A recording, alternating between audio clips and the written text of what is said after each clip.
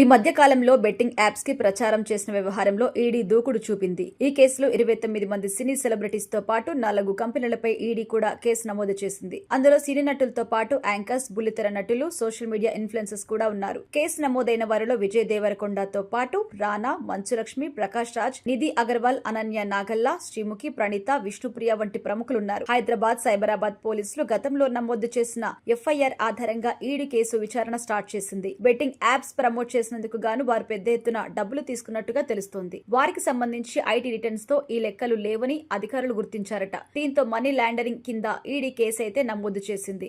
అయితే betting apps విషయంలో గతంలో విజయ్, రానా దగ్గుబాటి టీం ఒక ప్రకటన చేసింది. నిషేధిత బెట్టింగ్ యాప్లను వారు ప్రచారకర్తలుగా వ్యవహరించలేదు అని, నైపుణ్య ఆధారిత గేమ్లకి మాత్రమే ప్రచారం చేశారని వారిద్దరి టీమ్స్ వేరువేరుగా ప్రకటన చేశాయి. చట్టపరమైన అనుమతులు ఉన్న వాటికి మాత్రమే ప్రచారకర్తగా ఉన్నామని కూడా తెలిపారు. A23 అనే కంపెనీతో విజయ్ చేసుకున్న ఒప్పందం ఇప్పటికే ముగిసిందని తెలపగా, రానా కుదుర్చుకున్న ఒప్పందం 2017లోనే పూర్తయిందని పేర్కొన్నారు. నటుడు ప్రకాష్ రాజ్ కూడా 2016లోనే తాను ఒప్పందం చేసుకున్న కంపెనీతో డీల్ క్లోజ్ అయిందని తెలిపారు. అయితే బెట్టింగ్ యాప్స్ కేసులో ఇప్పటికే చాలా మంది నటినట్లనే హైదరాబాద్ పోలీసులు అయితే విచారించారు.